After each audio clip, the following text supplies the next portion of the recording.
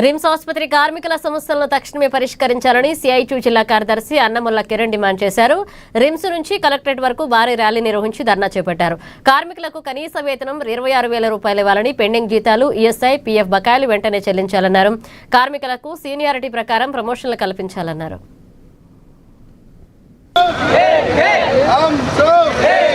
ఐహెచ్ఎఫ్ఎంఎస్ విభాగంలో పనిచేస్తున్న sanitation, patient care, security గార్డుల కనీస వేతనం 26,000 రూపాయలు చెల్లించాలని, ఇతర డిమాండ్లను పరిష్కరించాలని సిఐటియు ఆధ్వర్యంలో ఈరోజు జిల్లా కలెక్టర్ కార్యాలయం ముందు ఈ ధర్నాను నిర్వహిస్తూ ఉన్నాము. గత 30 సంవత్సరాలుగా ఐహెచ్ఎఫ్ఎంఎస్ విభాగంలో వైద్యారోగ్య సేవలను అందిస్తున్నారు.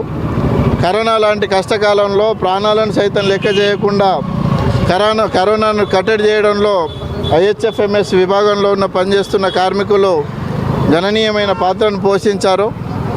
కానీ ప్రభుత్వాలు మాత్రం వీరి సేవలను గుర్తించడం లేదు.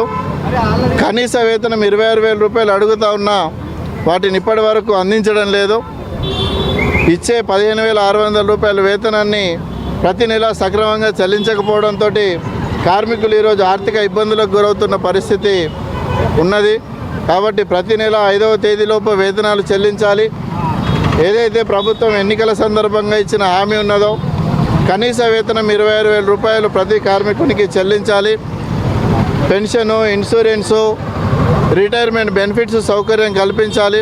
ఉద్యోగ భద్రత కల్పించి గుర్తింపు కార్డులను ఇవ్వాలి. శానిటేషన్ కార్మికులందరికీ సీనియర్ ప్రకారంగా పేషెంట్ కేరు, ఎఫ్ఎన్ఓ, ఎంఎన్ఓ ప్రమోషన్లు ఇవ్వాలని చెప్పేసి మేము డిమాండ్ చేస్తూ ఉన్నాం.